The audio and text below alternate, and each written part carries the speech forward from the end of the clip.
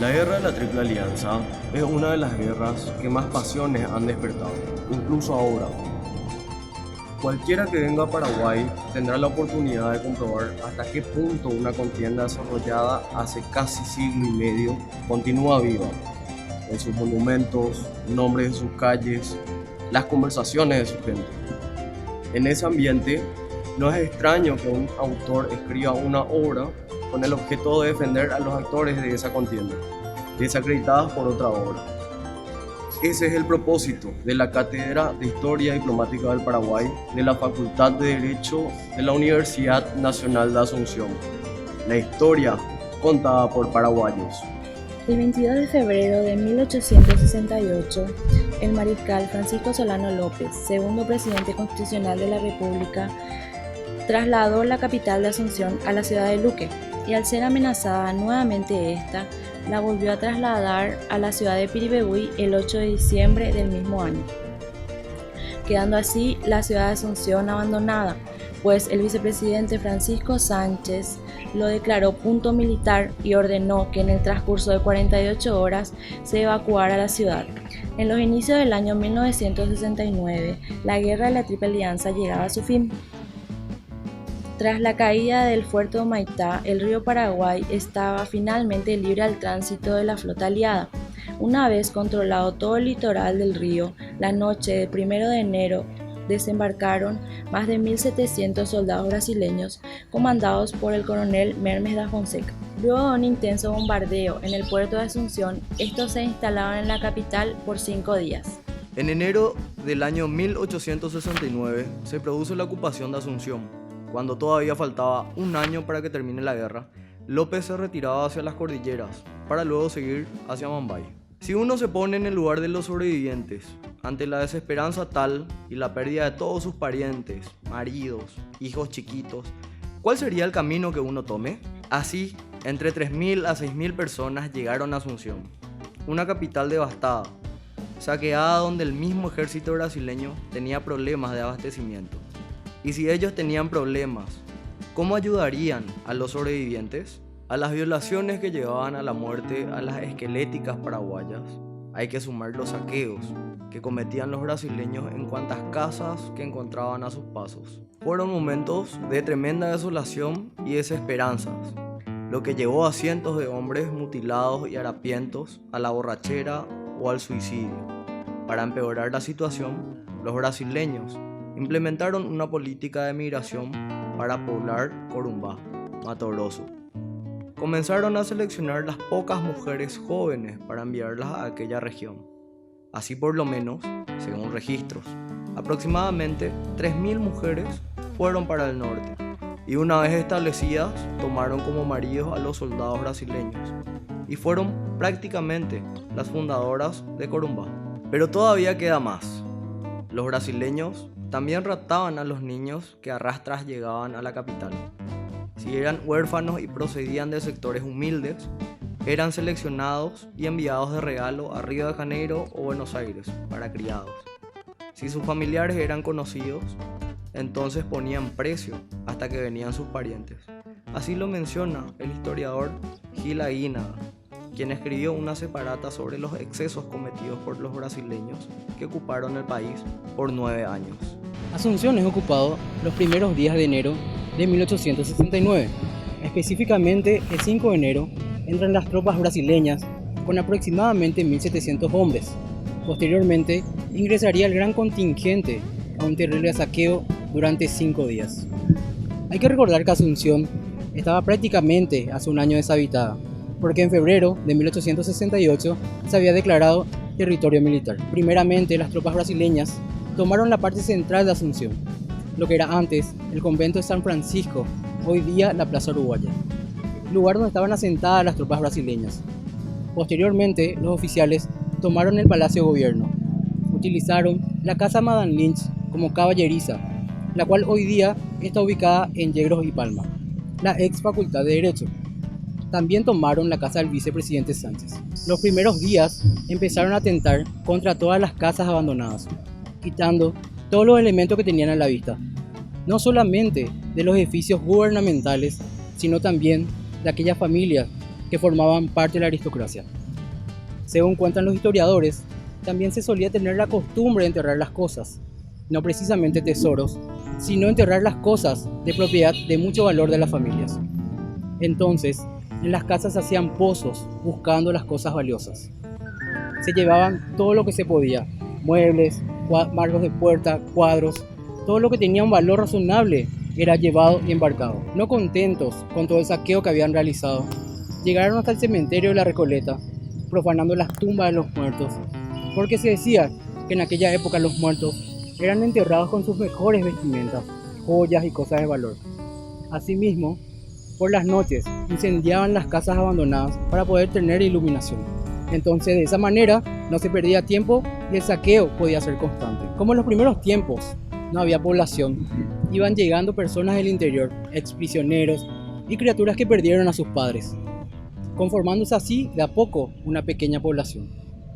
Entonces eran ellos las víctimas del secuestro de los soldados brasileños, que en muchos de los casos enviaban a los niños como esclavos al Brasil. Recién el 10 de enero de 1869 terminó el saqueo de Asunción, por intervención del Marqués de Caxias, quien el segundo día dirigió un oficio a su ministro de guerra para solicitar el envío de un sucesor.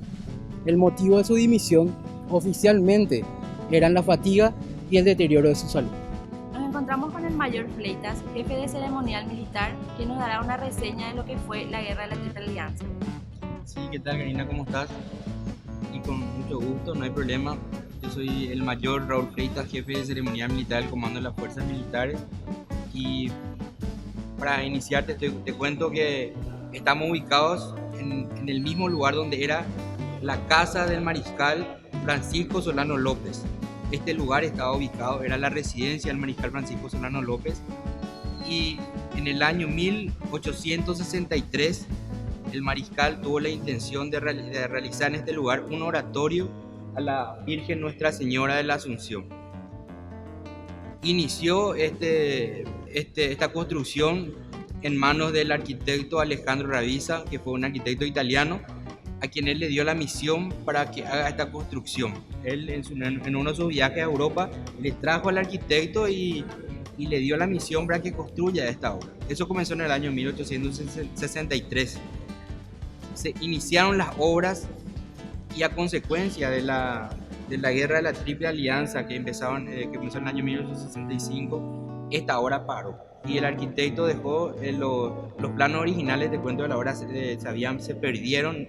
¿Por qué se perdieron? Porque el arquitecto fue con el mariscal Francisco Solano López a la guerra y murió en la guerra, y él ya no retornó.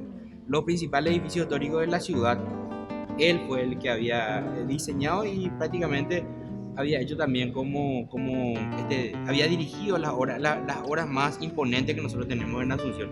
Y esta obra es una de ellas. En el 65 para la obra y se vuelve otra vez a retomar en el año 1936, pero ya después de la guerra del Chaco, inclusive, porque dos guerras sucesivas fueron lo que nos impidieron para que continuara la construcción. Te cuento que una vez que se terminaron las obras, te cuento ya referencia a lo que fue la guerra de la Triple Alianza. Nosotros en este lugar les tenemos a los héroes máximos de nuestra nacionalidad paraguaya, y principalmente nuestro héroe máximo fue el mariscal Francisco Solano López, que, como inicialmente te digo, peleó en la guerra de la Triple Alianza, y nuestro héroe máximo. Para considerar el asunto planteado por la Comisión Paraguaya, se reunieron en Buenos Aires, por el Brasil, el consejero José María da Silva Paranos, por la Argentina, el ministro de Relaciones Exteriores, Dr. Mariano Varela, y por el Uruguay, el Dr. Adolfo Rodríguez. Paranos opinaba que el futuro gobierno provisorio del Paraguay tendría capacidad para celebrar tratados de paz. En este sentido, dirigió a los gobiernos aliados un memorándum de fecha de 30 de abril en el que sostiene que el gobierno provisional debe aceptar desde luego las condiciones de paz determinadas por el Tratado del 1 de mayo de 1865. La guerra actual fue obra de un gobierno que debía la vida a su propia voluntad y que por eso no tenía más normas de conducta de esa misma voluntad. El canciller argentino no compartió la opinión de Paraños, pues estimaba que la rogación del gobierno en el Paraguay, previsto por el tratado, aún no había llegado. Antes debía haber sido vencido López, que todavía organizaba la resistencia. Los referidos puntos de vista fueron consignados en un protocolo de fecha 2 de junio de 1869. Allí encontramos que el plenipotenciario argentino dijo que estaba dispuesto a concurrir para el establecimiento de un gobierno paraguayo provisorio y que la divergencia en el modo de considerar las relaciones de los gobiernos aliados con dicho gobierno no se atribuye sino a un verdadero celo por el crédito e intereses comunes por la alianza. Los exiliados paraguayos, especialmente los de Buenos Aires, soñaron años tras años con el día en que pudieran volver a Asunción como hombres libres para construir una república democrática. Regresaron para encontrarse con una tarea abrumadora. La ruina económica, la destrucción de las instituciones, la disminución de la población y la ocupación aliada era un obstáculo tan formidable para desanimar en caso de que ellos decidieran visitar el Paraguay. Los exiliados que regresaron, civiles o soldados de la Legión Paraguaya, y los desdichados refugiados que poblaban el caos que era Asunción, efectuaron heroicos esfuerzos para echar los cimientos de un nuevo Paraguay, aun cuando a veces sus rencillas fueran tan mezquinas que causaban pena al observador imparcial. Los exprisioneros de guerra, los funcionarios de López que regresaban de misiones en el extranjero y los expatriados de diversa formación aspiraban a desempeñar un rol político y necesitaban una fuerza aglutinante capaz de unirlos. Líderes rivales debieron surgir para formar alianzas y encarar las necesidades más urgentes que, provocadas por diversos factores, exigían una solución. En todo aquel proceso, obviamente debían salir gananciosos los políticos que consiguieran el apoyo de los comandantes y diplomáticos brasileros. Aquella fue una obviedad perfectamente percibida por quienes dirigieron una coalición de legionarios y lopistas, que desconfiaba de los intelectuales y de su liberalismo y creía que la política era el arte de lo militarmente posible. Los aliados debían crear un gobierno con el cual firmar tratados, lo hicieron, pero con demasiada frecuencia surgieron rivalidades encontradas entre la Argentina y el Brasil, las que llevaron al fracaso a todo intento de firmar un tratado general. El solo hecho de que los ciertos paraguayos fueran exiliados o fueran sorprendidos por la guerra, estando en el extranjero, no significaba de ninguna manera que estuvieran dispuestos a trabajar juntos por el mismo propósito. Tampoco los paraguayos en el extranjero tenían todas las mismas ideas políticas ni las mismas posibilidades económicas. Muchos tuvieron desvanecios en las ciudades argentinas y sobre todo en Buenos Aires. En otro asunto estaban más de acuerdo en la antipatía e incluso el odio al Brasil. Aunque firmes en la resistencia contra cualquier tentativa argentina para reincorporar al Paraguay a la Argentina, las viejas disputas territoriales con el Brasil y los lazos culturales más estrechos con la Argentina hacían que ésta tuviera una ventaja inicial en su disputa con el Brasil por el control del Paraguay de la posguerra. Los dirigentes argentinos, por incapaces de usar aquellas ventajas naturales e históricas, perdieron la oportunidad cuando los aliados trataron de firmar la paz con el Paraguay. Debieron utilizar a los exiliados paraguayos que habían luchado de su lado en la guerra, a sus prisioneros de guerra liberados para ese fin y a jóvenes que regresaban de sus estudios en el extranjero.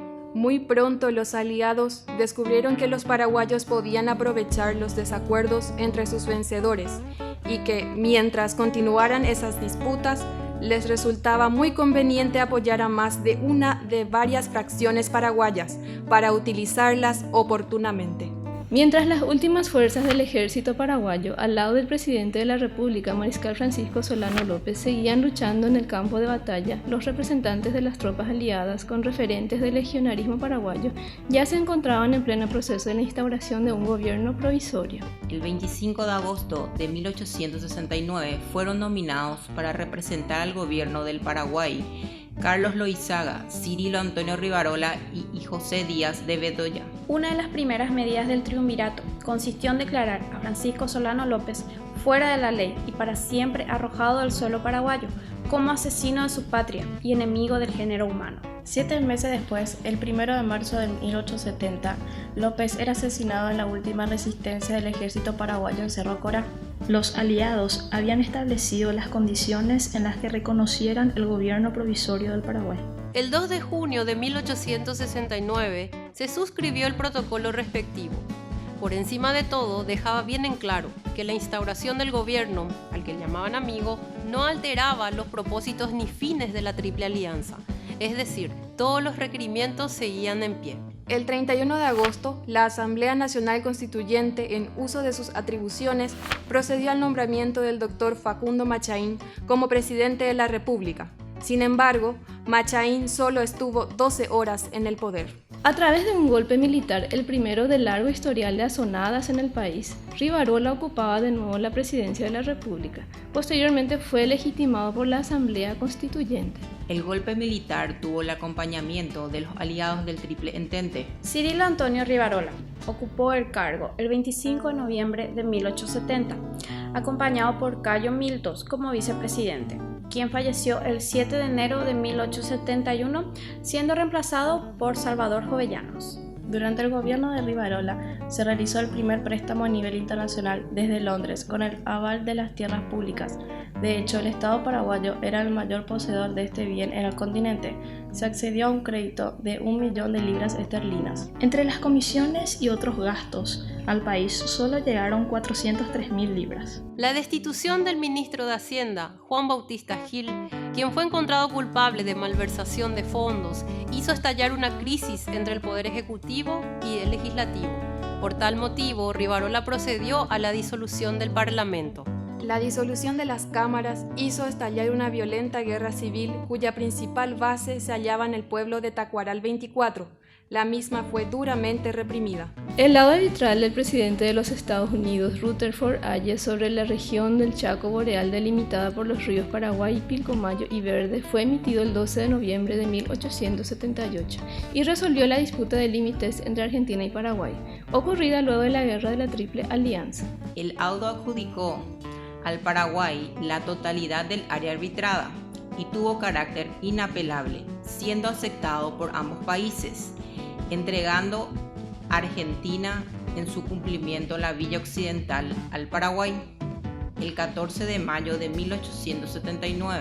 Desde las dramáticas jornadas de diciembre de 1868, en el ejército paraguayo fue aniquilado en las trágicas batallas de la campaña de Pitcairn, lugar donde se pretende instalar un basural.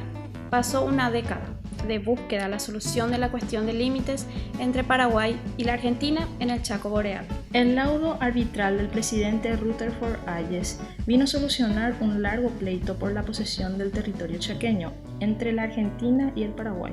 Tuvieron que pasar 8 años de arduas negociaciones para lograr satisfacer a los países involucrados. Cuando la Argentina se instaló en el Chaco, ocupando militarmente Villa Occidental, empezó otorgando licencias para la instalación de industrias de madera. El diplomático brasileño Paranos aprovechó esta situación para tratar de enemistar a los sobrevivientes paraguayos con el gobierno argentino, con el fin de impedir que éste reclamase el Chaco Boreal, tal como lo fijaba el Tratado de la Triple Alianza. Las tratativas argentino-brasileñas paraguayas culminaron con la firma del protocolo del 20 de junio de 1870, declarando solemnemente terminada la guerra y modificando las estipulaciones del protocolo del 2 de junio de 1869, que establecía: queda establecida la paz entre la República del Paraguay y la República Argentina, el Imperio del Brasil y la República Oriental. El gobierno provisorio de la República ratifica las declaraciones del protocolo del 2 de junio de 1869 y acepta el Tratado de la Triple Alianza celebrado en Buenos Aires el 1 de mayo, reservándose para los arreglos definitivos con el gobierno permanente las modificaciones de este mismo tratado que puede proponer el gobierno paraguayo en el interés de la República. El gobierno paraguayo se reconoce obligado a la celebración de los tratados a que se refiere del 1 de mayo de 1865, estableciendo que la navegación del Alto Paraná y el río Paraguay en aguas de la República de ese nombre queda franqueada a los buques de guerra y mercantes de las naciones aliadas. Los poderes aliados se comprometen a no influir en la organización y elección del gobierno permanente del Paraguay. Los tratados a que se refiere el del 1 de mayo de 1865 serán celebrados cuando se elija al gobierno permanente del Paraguay y el gobierno provisorio promete que esa elección se verificaría más tardar en 3 meses contados desde la fecha del presente acuerdo. En caso de demorarse la elección de gobierno permanente, los gobiernos se entenderán entre sí sobre la resolución que deban tomar para concluir los ajustes definitivos de paz, los cuales no pueden quedar aplazados por mucho tiempo. Entre las medidas adoptadas por el gobierno provisorio se cuenta el decreto por el cual se convoca una convención nacional para elaborar la nueva Constitución paraguaya. Ya con anterioridad, en ocasión de la muerte del mariscal López en Cerro Corá, había lanzado un manifiesto afirmando que pronto llegara el momento en que por elección libre de mandatarios dignos e inspirados en nuestras desgracias, nos demos una nueva Constitución.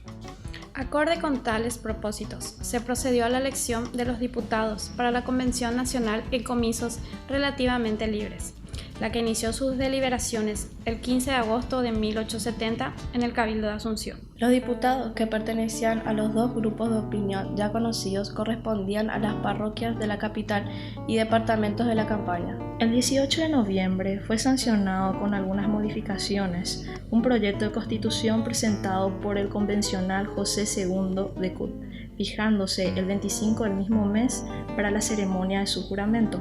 Nuestra nueva Carta Magna estaba inspirada en la Constitución de la República Argentina, consagrando sus mismos principios liberales. El preámbulo declaraba que el Paraguay es y será siempre libre e independiente. Se constituye en república única e indivisible y adopta para su gobierno la forma democrática representativa.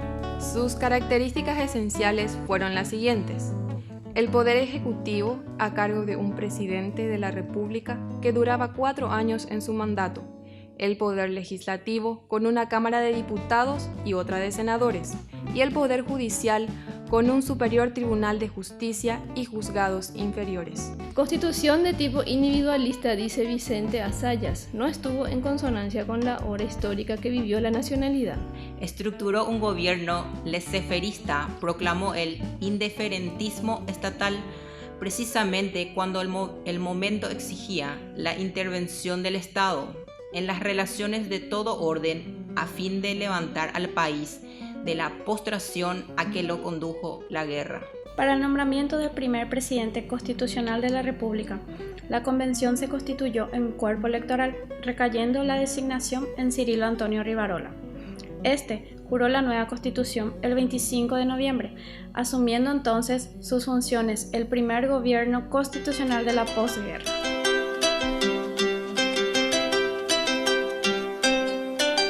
Miradas tristes, presagiando inminente desaparición de la raza, claman en silencio recuperar su antigua dignidad, salir de la mendicidad, de los peligros que en la calle acechan. Labios por siglo callados expresan, hermanos, también somos paraguayos. Bandera tricolor no sea solo un fondo que defina nacionalidad, más bien manto protector para preservar nuestra identidad.